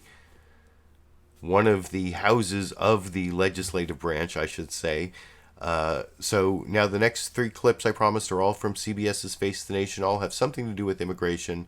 The next one is Nancy Pelosi actually answering a question about building the wall, whether Democrats will go along with that, whether they'll hold it hostage. She doesn't really answer that question, but she does talk somewhat about how Donald Trump has to be held account for some of the nasty things he did, and he actually Nancy Pelosi does an interesting little personal dig. Well, I wouldn't call it a dig. Personal reference. I don't know. Is it inappropriate? You can let me know what you think in the comment section. When Margaret Brennan is now back from her maternity leave, and Nancy Pelosi specifically references that when talking about family separation, how mothers bond with their children. Which I will discuss with you after we watch that first of the last three clips on immigration together over here. Immigration. Would you try to block any attempt to fund the border wall? Let's just enlarge that issue into what we need to do as a country. We certainly have to protect our borders, and Democrats know that, and we have always worked to do that. So you'd be open to supporting this? As Speaker, would you ever shepherd that legislation? Protecting our border, and we have done that. And there are many ways to protect the border before tens of billions of dollars building a wall where technology and personnel and the rest could possibly do the job. But whatever it is has to be tied to comprehensive immigration reform. What this administration has done is undermining our values, taking babies out of the arms of their moms. As you're a new mom, you understand that bonding very well. As me, as my mother of 5, grandmother of 9, understand that bonding very well. Let's take the baby out of the arms of their moms. Let's separate families. Shameful. And what the president just did in the last day on the executive order flies in the face of even what the evangelicals, who are his big supporters, have said. The evangelicals have said the United States Refugee Resettlement Program is the crown jewel of America's humanitarianism. And what the president did does not recognize what the law of the land is and in terms of refugees. There's a lot more of our interview with House. Yeah, they had a lot of Nancy Pelosi interview, and actually almost all of Face the Nation is available free on YouTube at a link I put down in the video description. So check that out if you want to see all of Margaret Brennan's interview with Nancy Pelosi. That was the one clip I took from that.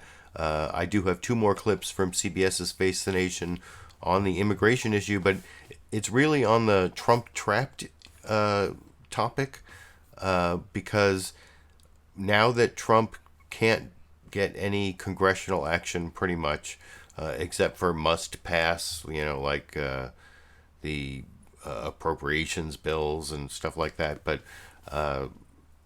the chance for Trump to get anything done through Congress is pretty much dead for the next 2 years without the House of Representatives, unless he comes up with some deal with Nancy Pelosi on infrastructure or something. I mean, both Nancy Pelosi and Donald Trump have said things that make it sound like that's at least possible, so I won't rule that out.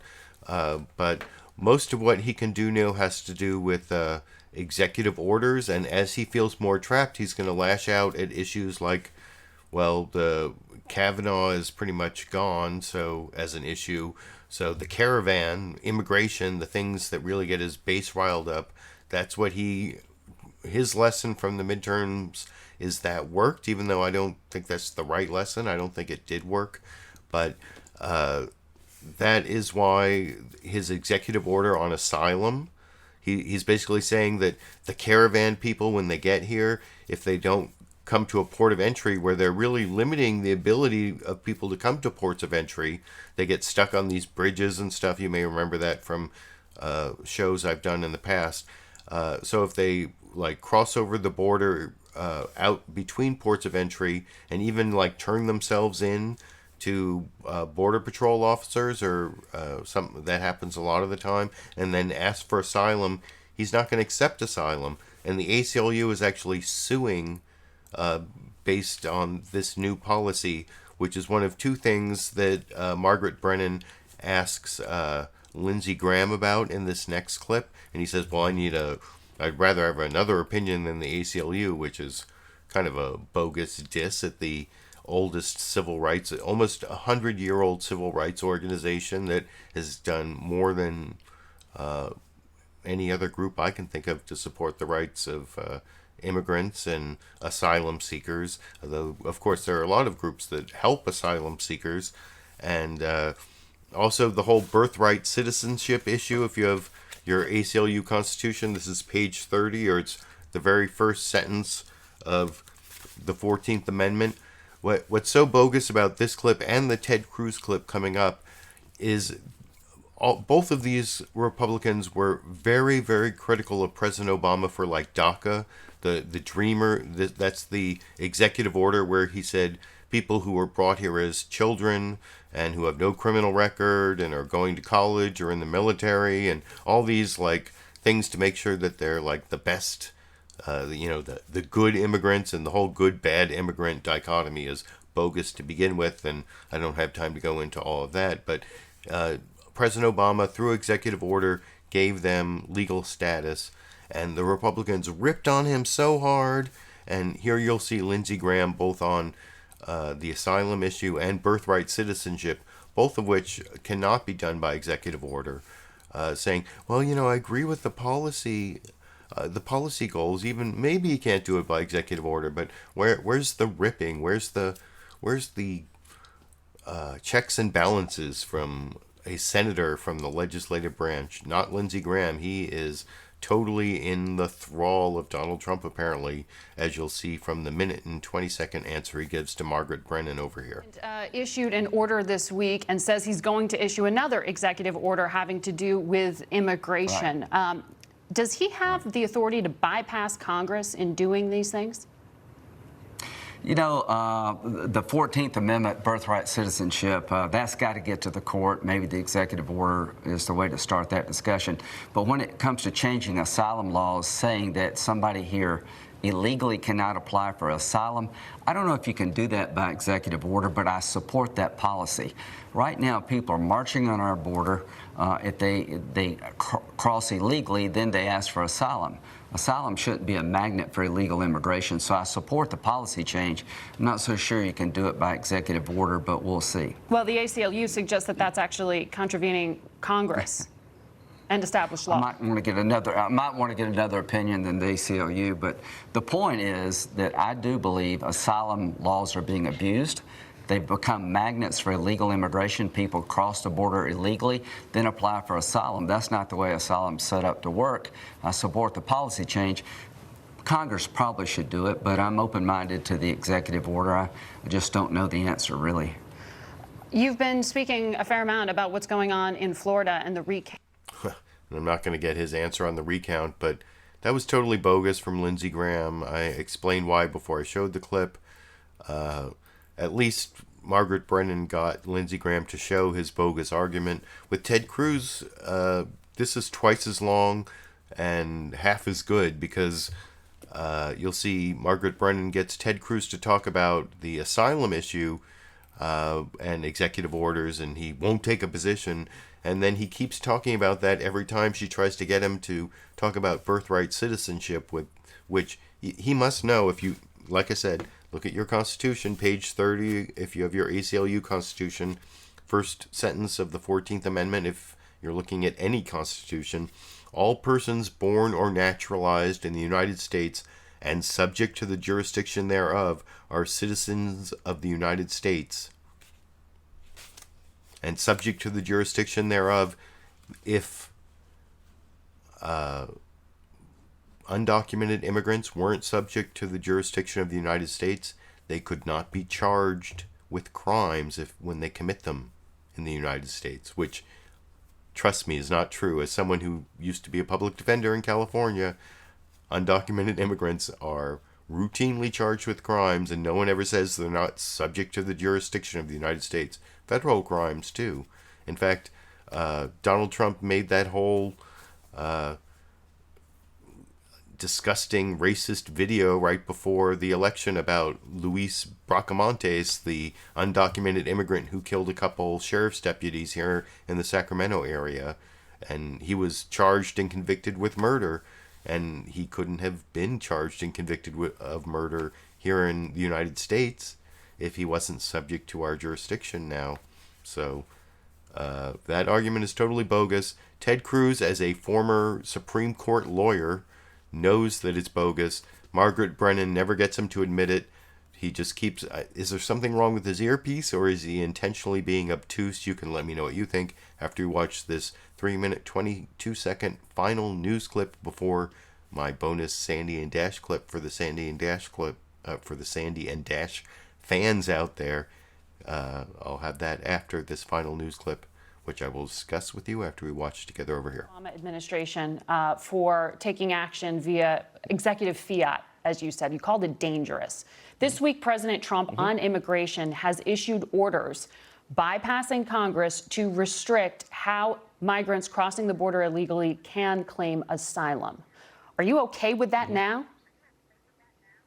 Well, I'm still studying the specific immigration order, but I'll tell you, look, here's my view on executive orders. Let me explain my view on executive orders, whether from Trump or Obama, George W. Bush, or anybody else, which is there is a legitimate role for an executive order, and that is governing how the executive branch operates, how under Article 2 of the Constitution, the president of the executive branch is charged with taking due care that the laws are faithfully executed. And an executive order is perfectly appropriate to direct the executive branch.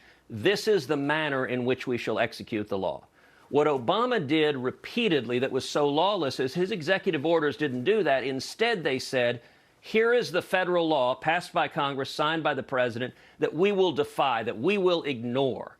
And that the president can't do. And so that's the question on any executive order is it directing how the executive will behave, or is it flying in defiance to laws passed by Congress? If it's the latter, it's unconstitutional. So I don't hear a clear answer on whether you think this asylum change is okay. Do you think via executive order it is appropriate for the president to end birthright citizenship, again, bypassing Congress? Well, Margaret, as I said, on the executive order on immigration, I have not studied that order yet. It just came out this week. You know, I have to admit, I was kind of busy. We had an election a couple of days ago, so I have not yet reviewed the executive order. And I try on legal decisions. My career has been being a constitutional litigator, so I don't reach constitutional opinions lightly. If the order defies the laws of Congress, then yes, it's unconstitutional. If the order constrains and directs how the executive will implement the law, then it's not. Now, my understanding is this executive order does things directing resources to the border. Those resources are clearly within the purview of an executive order for the president. And birthright the president is citizenship charged executive order under that's existing coming. law. The president is charged under executive under federal law with securing the border. And if the executive order is in furtherance of the statute, then it's not only allowable, it's appropriate and good. I mean, this so-called migrant caravan of over 10,000 people marching north, declaring their intention to cross the border illegally. I can tell you, I told the president just recently when he and I spoke, I said, Mr. President, under no circumstances should we let them cross. We should use whatever tools are available, whether it is Border Patrol, whether it is National Guard, whether it is the military that the president has called up.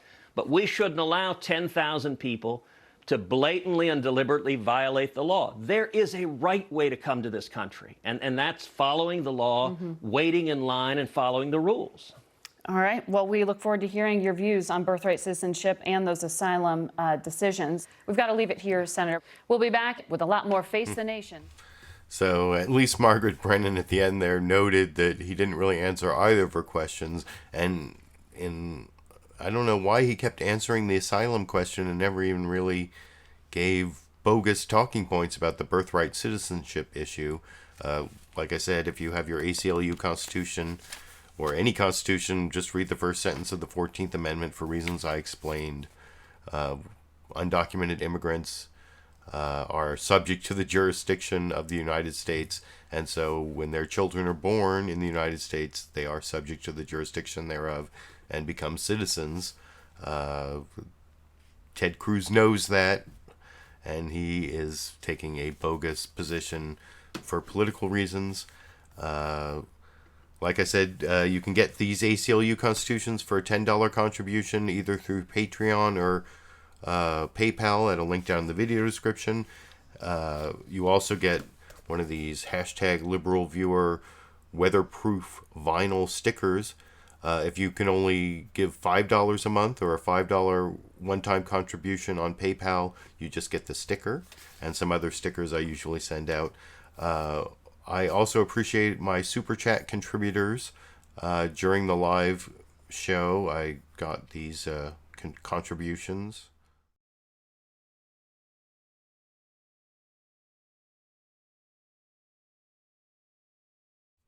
Oh, thanks, Sexy Bob, for reminding me to mention that Michigan passed recreational marijuana. That seems to be a growing issue and something Democrats may be able to take advantage of in 2020. We'll see.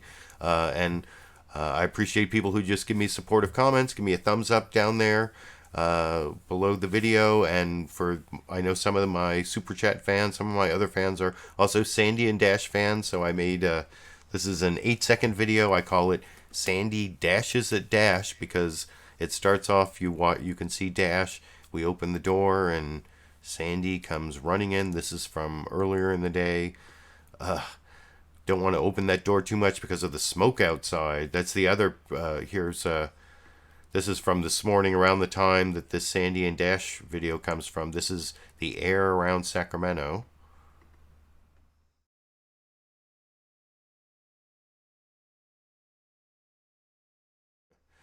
That's the air quality, that deep, deep purple. That's like over 200 in the air quality index, which is unhealthy. That's the purple, the deep purple that I saw this concert with my wife a few weeks ago. I talked about bands she likes. It was Deep Purple and Megadeth. So I call there's purple, deep purple, and then Megadeth in those air quality indexes. And a lot of time we've been in the Megadeth range. And So the air quality is really bad, which is why we just barely opened the door, let Sandy in to dash over here.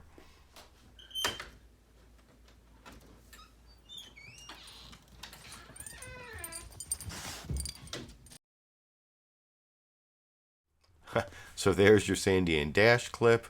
I hope the air quality around Sacramento and especially the people who've been hurt by those fires that they put the fires out and it stops being a danger and stops affecting our air quality.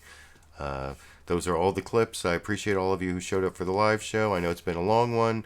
I'm coming up on the 2-hour mark here. Like I said before I started the video, I think it's going to be almost right on the dot 2 hours, or maybe slightly under. So thanks for watching. Thanks for the recorded viewers. Let me know what you think of the clips I picked out. Support my show any way you can. Subscribe, thumbs up, financial contributions I talked about. Hopefully I'll be back next week. Well, I will be back next week with another Sunday live clip roundup. I don't know if I'll have time to do any other sort of video this week, but until next week, or until I have time for one of those other videos, I guess I will be seeing all of you around the internet.